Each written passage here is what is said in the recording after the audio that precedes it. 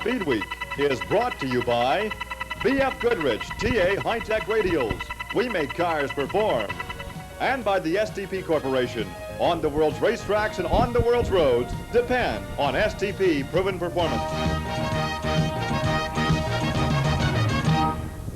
Hi everyone, I'm Bob Jenkins. And I'm Larry Newber. Welcome to Speedweek. Bob, the big racing weekend is over, and Rick Mears, well, he had a rather easy win in Indianapolis. He sure did, Larry.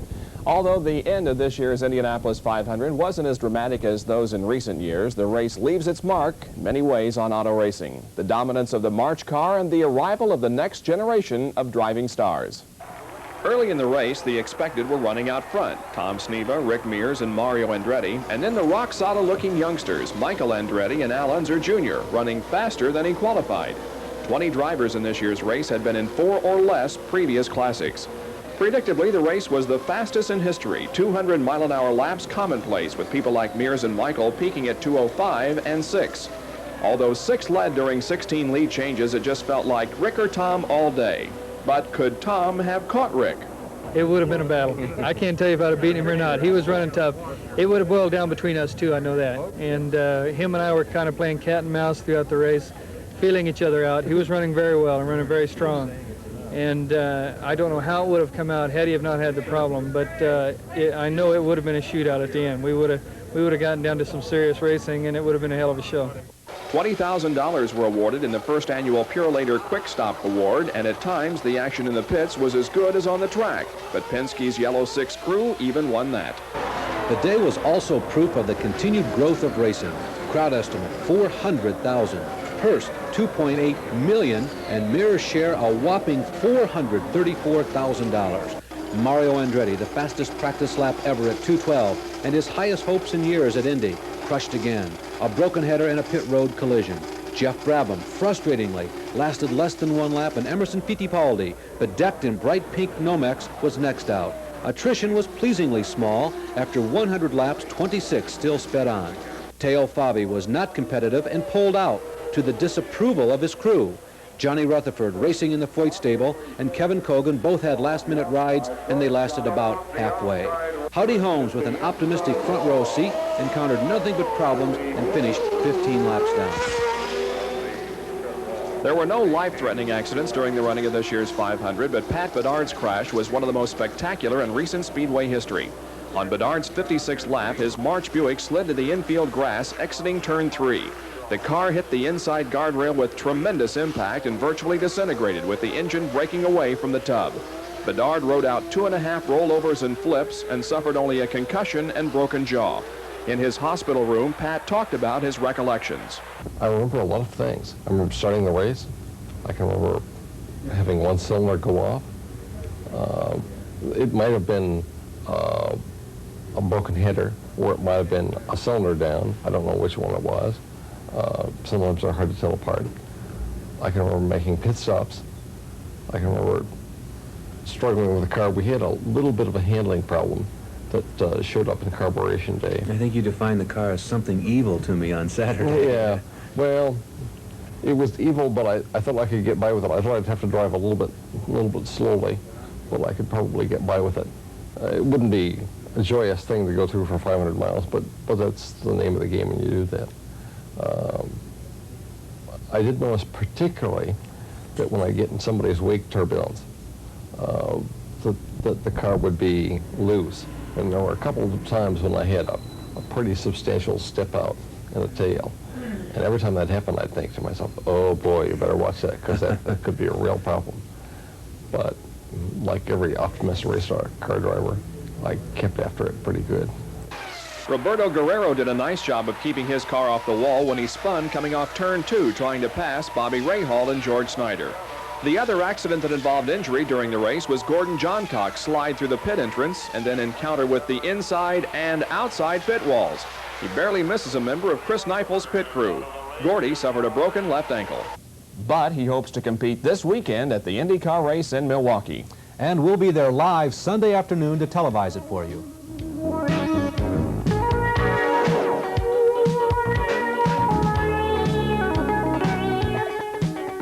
Allison has experienced little luck this year, but as always, doggedly determined, you just had the feeling some good breaks were going to come his way. Bob Pierce reports. A record crowd of 150,000 fans turned out at the Charlotte Motor Speedway this holiday weekend for the 25th anniversary of the World 600. Harry Gant in car number 33 started from the number 1 spot, but before 2 laps were complete, Darrell Waltrip in car number 11 grabbed the lead. From there, the lead changed hands several times, with Terry Labonte, Bobby Allison, Dale Earnhardt, and Cale Yarborough all taking a crack at the lead.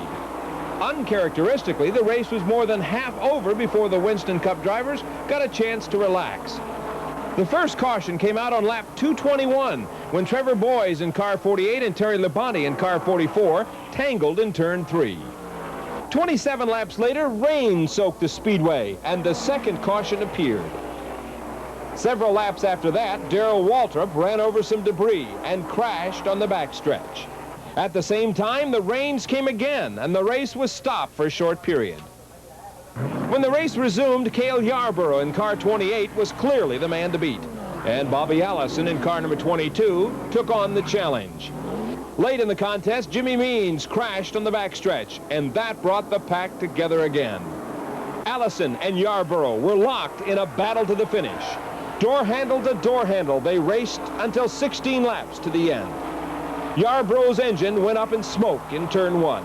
His hope for his first World 600 victory was gone. Allison breezed to the checkered flag several seconds ahead of Dale Earnhardt and the rest of the pack. From the Charlotte Motor Speedway in Charlotte, North Carolina, this is Bob Pierce reporting. The point scramble behind Waltrip has shuffled again, and Darrell can't pull away either. Earnhardt now second, only 5 points ahead of Rudd. Texan Labonte fourth, then boisterous Bill Elliott, Hollywood Harry, King Richard, the Massachusetts mover Bouchard, and Hueytown's finest Bobby and Neal. The second half of the doubleheader at Charlotte last weekend was the Mellow Yellow 300 for late model sportsmen, and the fans sure got their money's worth. Kim Corter reports.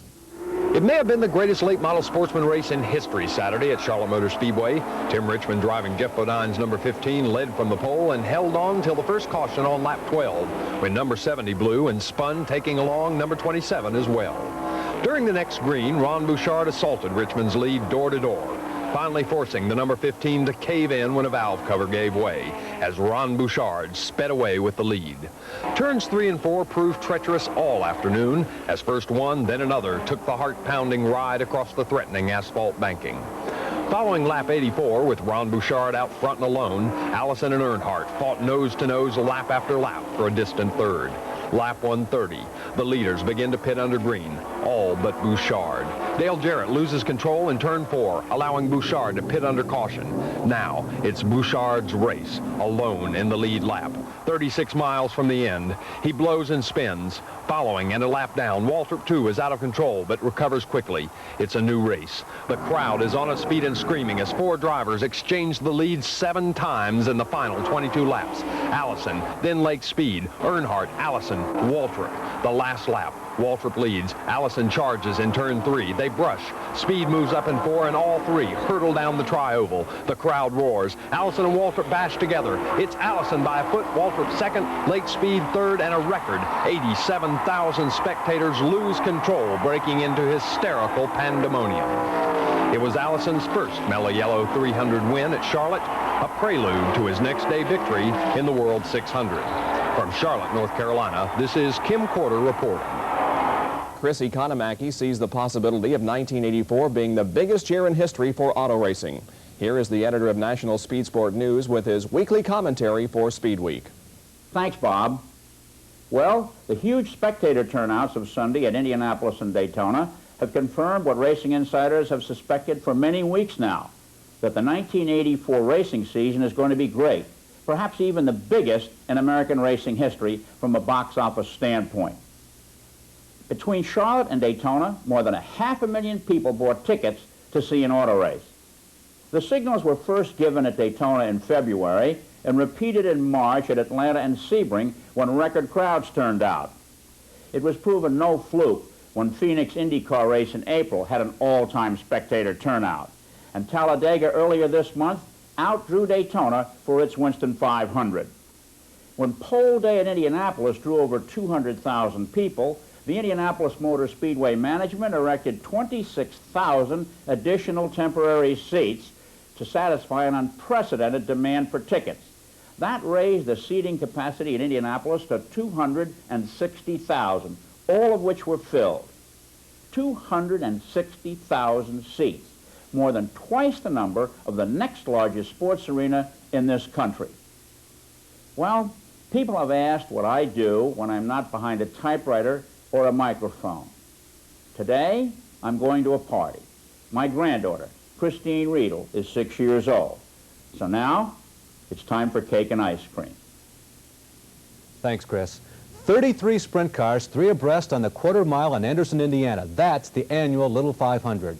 The 55-year-old railroad man from Tampa, Frank Riddle, started on the pole and won. Fellow Floridian Robert Smith and another 30-year vet, Michigan's Bob Seelman, looked like winners for a while. 13-year-old Sport Allen, the 8th grader from Florida, qualified 14th, but he crashed. Kelly Sue Braithwaite, the first lady ever to qualify, her dad, Art, had raced here many times before.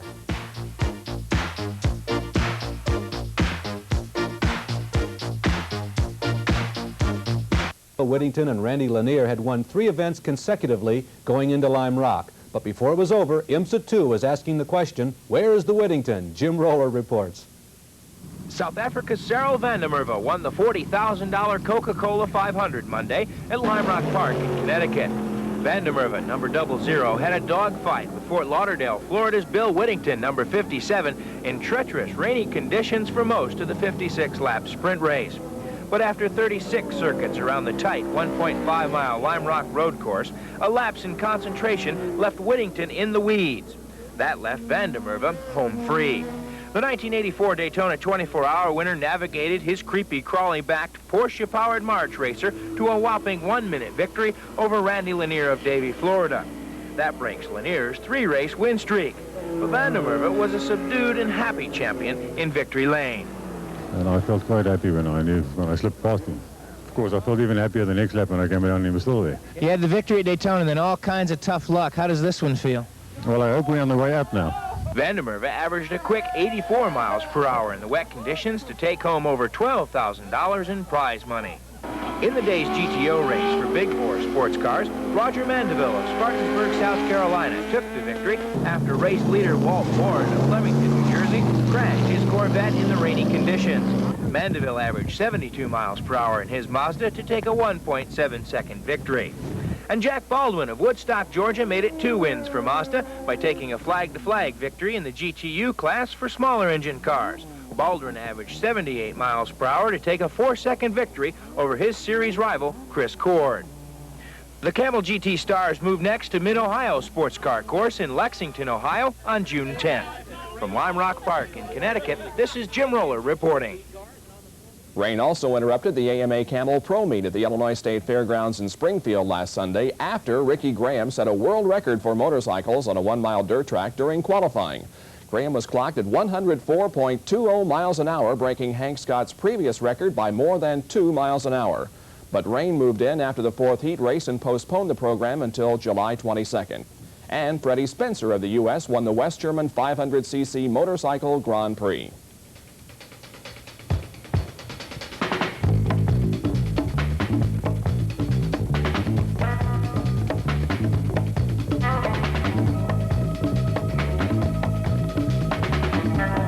Motor Speedway do the night before the Indy 500? Well, he races, of course. He is Tony George, the grandson of the late Tony Hullman and the son of former Sprint and IndyCar driver Elmer George. And last Saturday night at Indianapolis Raceway Park, just down the street from his family's 500 acres they call the Indianapolis Motor Speedway, Tony made his pro racing debut. And look at the name on the side of his Formula Ford, the How Special, just like the sprint car that his dad campaigned for many years. Tony's just getting started in the business and doesn't really know if he wants to make it a full-time profession. Well, I started thinking about racing about 3 years ago and decided to go to Skip Barber School. I thought it would help me understand the sport more, and I decided I liked that, and I went to a couple of their lapping days and ran a couple of races. Now I'm running SCCA Fords and Probably going to run a few more Skip Barbers this series, or this year in this series. Tony finished 5th in the 20-lap feature this particular evening, a race that saw a spectacular accident. Watch as Terry Honecker touches wheels with Harry Sauce nearing turn 3. Honecker's car overturns, slams into the wall cockpit first, and then bounces back on its wheels. Honecker suffered a mild concussion, but wasn't as badly injured as Sauce, who received a bruised vertebrae and an injured left leg. Steve Ice from Denver, Indiana, won the Formula Ford contest. Todd Brayton, the son of Lee and younger brother of Scott, was second. The midget portion of the doubleheader at Raceway Park last Saturday night saw veteran Mel Kenyon sustain a wrist injury in a 3-car accident. Former USAC midget champion Steve Lotshaw led all but 1 lap of the feature. Jeff Knuckles was second and Tom Bigelow third. Monday night at Homestead, Indiana, Steve Butler won the 50-lap USAC sprint car feature. George Snyder won the rain-shortened champ dirt car race at the Indiana State Fairgrounds last Friday night. And Steve Kinzer won 2 World of Outlaw features in Pennsylvania last weekend. Now get your pencils and paper ready. In just a couple of minutes, we'll have the ESPN racing schedule for the month of June. The mecca of supermodified racing, Oswego, New York, had one of its annual rituals last week, and an old ruler reigned again. Former track champ Kempton Dates debuted a new car for this year's Port City doubleheader, but wiped it out on the first lap of its very first race. When the supers are racing at Oswego, it's often an exciting, wheel-banging, 140-mile-an-hour show. Main event. Defending track champ Bentley Warren in the white 5 takes an early lead, but it's not going to be that easy. Utica's Jim Paternoster interrupts by slamming the wall, and soon after, Ohio's Gary Albritton lights up his yellow 21 and takes the vanguard. Then the New Englander, Warren, takes the lead back. Traffic is heavy, and about halfway, third place Dave Schulich bounces off lap traffic and into the fence. Warren eventually improves to 17.3s on the 5/8 mile track. That's a full third of a second below the track record before winning. Second through fourth was a great holy war, but finally went to Albritton over Eddie Bellinger Jr., Steve Gioia, and Warren Coniam. There were Oswego modifieds before there were super modifieds, and during the last decade, they made a comeback. Their half of the Port City 150 was exciting also. They made a big impact in the first lap Sunday, boom, involving most of the starting field. After this, Brent Bodine made the first move in his red and yellow 12 into third. He's never won here, but older brother Jeff has many times. Then he climbs to second. George Kent, close behind, slides out of control and into the famous Oswego Steel. After the yellow, the race up front gets even better. Bodine and Magic Shoes Mike McLaughlin in the blue 3, side by side. Bodine finally finds room in turn 3, and now Brian Ross in the red 69 turns the wick up on McLaughlin. Brian and Mike swap second place before the diminutive one, McLaughlin, snares second for good. Brent's win was the 6th different winner of this event in a row. Jeff Bodine, by the way, won in 80. Another group of supermodified drivers competed last weekend at the Billy Vukovich Memorial at Madeira Speedway in California. 18 cars started the Twin 50s, with 3-time Madeira champ Everett Edlund in car number 1 taking the early lead. Billy Vukovich III, the grandson of the man for whom the race is named, was taken out of the event on the 30th lap. Edlund held on for the victory, which paid $3,250. He also extended his lead in the points battle at Madeira. We have 4 live races on ESPN during the month of June. Sunday the 3rd, it's the IndyCar race in Milwaukee. Sunday the 10th, the 500-mile Grand National race at Pocono, Pennsylvania. And a doubleheader on Sunday, June 17th, the Canadian Grand Prix, and later that same day, the IndyCar race from Portland, Oregon.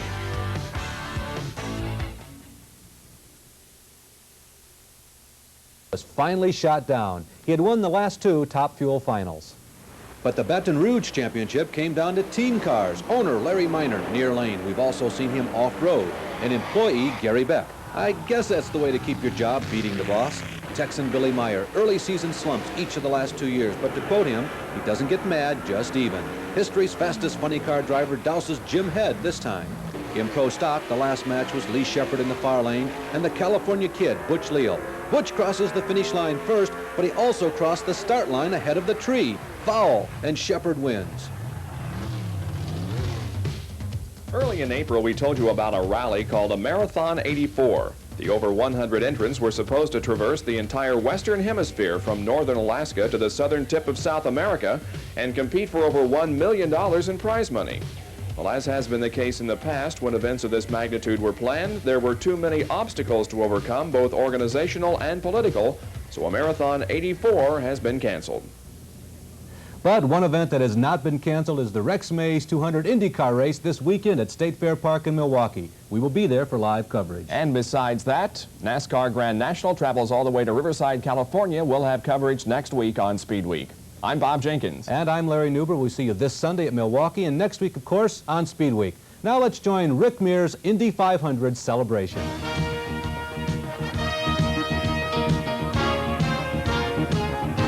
Speedweek has been brought to you by BF Goodrich TA High-Tech Radials. We make cars perform.